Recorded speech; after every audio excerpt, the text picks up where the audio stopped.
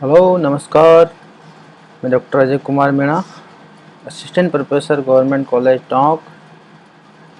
जैसा कि हम जानते हैं कि हम यूट्यूब के लिए ई लेक्चर सीरीज चला रहे हैं, जिसके अंदर बीएससी पार्ट थर्ड के पेपर फर्स्ट के बारे में अपन अध्ययन कर रहे हैं। तो हमारा टॉपिक चल रहा था metal ligand bond in transition metal complexes, मतलब मेटल और लिगेंड के मध्य जो बंध बनता है उसके अंदर किस तरह की संभावनाएं व क्रियाएं व ऊर्जाओं का घटती है, उसके बारे में अपन अध्ययन कर रहे थे।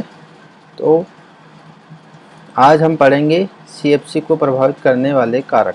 सीएफसी का मतलब क्रिस्टल फील्ड स्टेबलाइजेशन एनर्जी। तो इसको प्रभावित करने वाले कारक कौन कौन से हैं? अपन जानते हैं कि सीएफसी का मान जितना ज़्यादा होगा उतना ही अधिक कोई भी संकुल स्थायी होगा। तो जो सीएफसी का मान है उसको प्रभावित करने वाले कारकों में सबसे पहले आता है संकुल की ज्यामिति। तो सीएफसी सबसे पहले निर्भर करती है कि संकुल की ज्यामिति किस तरह की है। जब अष्टफलकीय संकुल बनता है तो 3 T2G कक्षक निम्न ऊर्जा वाले और 2 EG कक्षक उच्च स्तर में चले जाते हैं या उच्च ऊर्जा स्तर के हो जाते हैं। जब इलेक्ट्रॉन निम्न ऊर्जा स्तर के कक्षकों में जाते हैं तो अधिक ऊर्जा मुक्त होती है, अतः ऐसे संकुलों के लिए सीएफसी का मान उच्च होगा। अर्थात अपन कह सकते हैं कि चतुष्फलकीय और अष्टफलकीय में से जो ज्यामिति है तो उन दोनों में से जो सीएफसी का मान अधिक होगा वह अष्टफलकीय के लिए होता है, क्योंकि इसकी 3 T2G कक्षक निम्न ऊर्जा स्तर पर जाते हैं और इन 3 T2G कक्षकों में जितने अधिक इलेक्ट्रॉन जाएंगे उतना ही ये संकुल को स्थायी करेंगे, और यदि इलेक्ट्रॉन ईजी कक्षक के अंदर जाते हैं तो वो संकुल को अस्थायित्व प्रदान करेंगे या फिर सीएफसी के मान को कम करने की कोशिश करते हैं, क्योंकि ये उच्च स्तर पर होते हैं। फिर दूसरा कारण होता है केंद्रीय धातु का इलेक्ट्रॉनिक विन्यास। तो सीएफसी का मान केंद्रीय धातु जो आयन है उसके इलेक्ट्रॉनिक विन्यास पर भी निर्भर करता है।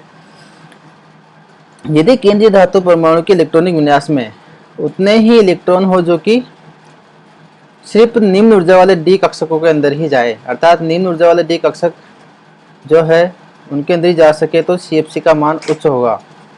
लेकिन यदि उच्च ऊर्जा वाले डी कक्षकों में जितने अधिक इलेक्ट्रॉन होंगे तो उतनी ही सीएफसी का मान कम हो जाएगा। तो सीधी सी बात है, यदि अपन अष्टफलकीय के संदर्भ में बात करते हैं तो T2G के अंदर जाने वाले इलेक्ट्रॉन हो, जैसे कि अपन बात करें D3 या D5, तो यदि दुर्बल लिगेंड है तो, या फिर प्रबल की बात करें तो D5 है तो पाँचों के पाँचों T2G के अंदर जाएंगे, जिससे कि उसकी स्टेबिलिटी बढ़ जाएगी। लेकिन यदि अपन दुर्बल की बात करते हैं तो 5 में से 3 T2G में जाएंगे और 2 इलेक्ट्रॉन ईजी कक्षक में जाते हैं जो कि उच्च ऊर्जा वाले होते हैं। तो 2 कक्षक ईजी कक्षक में जाते हैं वो संकुल के अस्थायी करने की कोशिश करते हैं या फिर सीएफसी का मान कम करने की कोशिश करते हैं। फिर जो तीसरा कारण है सीएफसी को प्रभावित करने वाला वह है डेल का मान। डेल का मान अपन जानते हैं कि T2G और EG के मध्य जो ऊर्जा अंतराल होता है उसको डेल से अपन प्रदर्शित करते हैं। ये डेल अष्टफलकीय के लिए भी होता है और टेट्राहेड्रल के लिए भी होता है। किसी अष्टफलकीय संकुल के लिए डेल का मान जितना अधिक होगा उसके लिए सीएफसी का मान भी उतना ही अधिक होगा। तो डेल का मान मुख्य रूप से 2 कारकों पर निर्भर करता है। उनमें से पहला कारण है केंद्रीय परमाणु की प्रकृति। केंद्रीय परमाणु मतलब केंद्रीय धातु की प्रकृति पर निर्भर करता है। तो इसमें भी पहला है ए, यदि केंद्रीय परमाणु की उच्च ऑक्सीकरण अवस्था में हो, अर्थात केंद्रीय परमाणु यदि उच्च ऑक्सीकरण अवस्था में हो तो डेल का मान भी उच्च होता है, क्योंकि उच्च ऑक्सीकरण अवस्था में धातु परमाणु लिगेंड को अधिक प्रभावी ढंग से ध्रुवित या ध्रुवीकृत कर सकता है, जिससे लिगेंड धातु परमाणु के अधिक निकट हो जाता है। अर्थात धातु आयन पर जितना अधिक ऑक्सीकरण अंक होगा तो वो उतनी आसानी से लिगेंड को ध्रुवीकृत कर सकता है और उससे मजबूत बंध बना सकता है। तो यहाँ पे कुछ एग्जाम्पल दिए हुए हैं, जैसे कि संकुल हेक्सा एक्वो आयरन 3+, अर्थात यहाँ पे जो आयरन की ऑक्सीकरण अवस्था है वो +3 है, और जो दूसरा संकुल दिया हुआ है हेक्सा एक्वा आयरन 2+, तो यहाँ पे आयरन +2 ऑक्सीकरण अवस्था में है।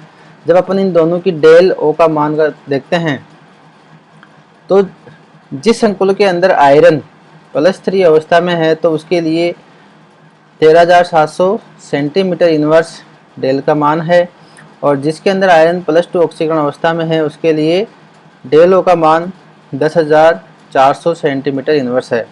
तो यहाँ पे देखने पता चलता है कि +3 ऑक्सीकरण अवस्था के लिए डेल ओ का मान अधिक है। फिर दूसरी कंडीशन होती है केंद्रीय धातु के लिए, यदि ऐसे संकुल जिनमें केंद्रीय परमाणु की ऑक्सीकरण अवस्था तो समान हो लेकिन उनके डी कक्षकों की संख्या भिन्न भिन्न हो, तब डी इलेक्ट्रॉनों की संख्या बढ़ने पर डेल ओ का मान कम हो जाता है। अर्थात डी इलेक्ट्रॉनों में संख्या बढ़ने से उनका जो इलेक्ट्रॉन है उच्च ऊर्जा स्तर में जाता है, इस वजह से डेल का मान कम होता जाएगा। जैसा कि अपन देखते हैं संकुल दिए हुए हैं दो, एक कोबाल्ट का एक निकेल का है। तो कोबाल्ट वाला जो संकुल है उसके अंदर ऑक्सीकरण अवस्था दोनों की समान है, +2+2। यहाँ कोबाल्ट भी +2 में है और निकेल भी +2 के अंदर। तो इनके डी इलेक्ट्रॉन की बात करते हैं तो कोबाल्ट के अंदर 7 इलेक्ट्रॉन है डी कक्षा के अंदर, और निकेल के अंदर 8 इलेक्ट्रॉन उपस्थित है। तो जब इनके डेल जीरो का मान देखते हैं तो कोबाल्ट का जो कॉम्प्लेक्स है इसके अंदर 7 इलेक्ट्रॉन है, तो इसके लिए जो डेल का मान होगा वो होगा 9,300 सेंटीमीटर इनवर्स। जब हम बात करते हैं निकेल के कॉम्प्लेक्स की तो इसके अंदर 8 इलेक्ट्रॉन होने के कारण इसके जो डेल ओ का मान 8,500 सेंटीमीटर इनवर्स होगा। अर्थात जैसे जैसे डी कक्षकों के अंदर इलेक्ट्रॉनों की संख्या बढ़ रही है तो डेल ओ का मान भी कम होता जा रहा है। फिर तीसरी कंडीशन है ऐसे संकुल जिनमें केंद्रीय परमाणु की ऑक्सीकरण अवस्था तो समान हो लेकिन डी कक्षकों वाले मुख्य कोश की संख्या में अंतर हो। तो एन के बढ़ते हुए मान के अनुरूप डेल जीरो के मान में भी वृद्धि होती जाती है। तो यहाँ पे इसको देखते हैं कि जब n का मान बढ़ता है अर्थात कोश की संख्या बढ़ रही है तो डेल ओ के मान में भी वृद्धि होती है। जैसे संकुल की बात करें, एक तो कोबाल्ट है जो 3D सीरीज का है, फिर रुथेनियम है जो कि 4D सीरीज का है, फिर इरिडियम है जो कि 5D सीरीज का है। तो यहाँ पे n का मान 3, फिर 4 और फिर 5 है, और इनकी सबकी ऑक्सीकरण अवस्था +3 के अंदर है। सारे संकुल के अंदर केंद्रीय धातु परमाणु की ऑक्सीकरण अवस्था +3 है, लेकिन इनकी सिर्फ सीरीज चेंज हो रही है, एक 3D का, एक 4D, एक 5D का। तो अपन देख रहे हैं कि जो इनका डेल ओ का मान है वो बढ़ता जा रहा है जैसे जैसे इनके n का मान बढ़ रहा है। तो 3D सीरीज जो है उसके लिए, जैसे कोबाल्ट है तो उसके लिए डेल ओ का मान 23,000 सेंटीमीटर इनवर्स है।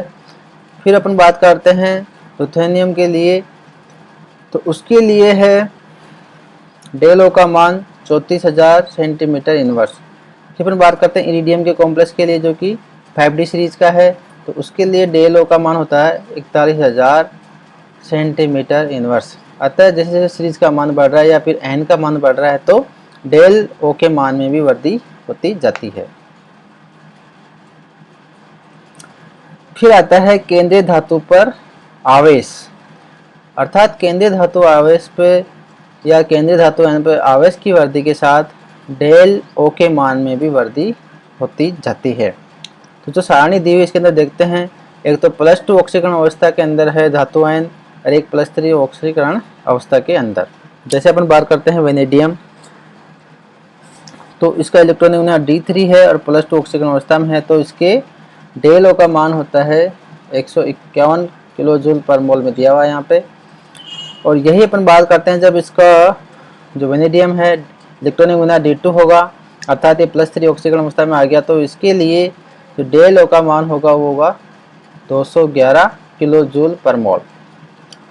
तो फिर बात करते हैं अपन किसी एक की बोलते हैं मैग्नीज है, D5 इसका इलेक्ट्रॉनिक विन्यास है, तो ये +2 ऑक्सीकरण अवस्था में होगा। तो इसके लिए जो डेल का मान है वो 93 किलो जूल पर मोल है।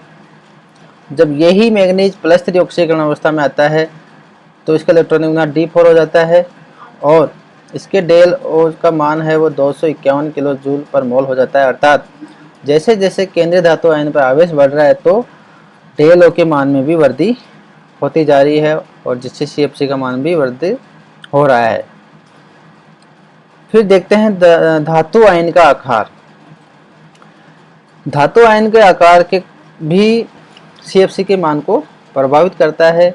प्रथम श्रेणी के संक्रमण धातु तत्वों के लिए डेल ओ का मान कम तथा द्वितीय व तृतीय श्रेणी के संक्रमण धातुओं के लिए डेल ओ का मान उच्च होता है, क्योंकि एक वर्ग में ऊपर से नीचे की ओर जाने पर अर्थात धातु आयन का आकार बढ़ने से उनके संकुलों के लिए डेल ओ का मान बढ़ता जाता है। अर्थात जैसे जैसे अपन किसी वर्ग में ऊपर से नीचे चलते हैं और सारणी के अंदर, तो धातु का आकार बढ़ने के कारण उनके लिए डेल ओ अर्थात CFC का मान भी बढ़ता जाता है। फिर चौथा जो कारण है लिगेंड की प्रकृति। लिगेंड भी किसी संकुल की CFC को प्रभावित करने वाले कारकों में मुख्य कारक होता है। ऐसे में लिगेंड जो डी कक्षकों को T2G व EG में अधिक अंतर से विपाटित कर सके उन्हें प्रबल लिगेंड कहते हैं, जबकि कम अंतर से विपाटित करने वाला लिगेंड दुर्बल लिगेंड कहलाता है। अर्थात यदि कोई लिगेंड डी कक्षकों का विपाटन कम करे तो उसको दुर्बल, और ऐसे लिगेंड जो उसको अधिक विपाटित करे वो प्रबल लिगेंड कहलाते हैं। ये जो कारण है लिगेंड की प्रकृति जिसके कारण CFC को प्रभावित कर रहे हैं, इस कारण को हम अगले वीडियो के अंदर पढ़ेंगे। धन्यवाद।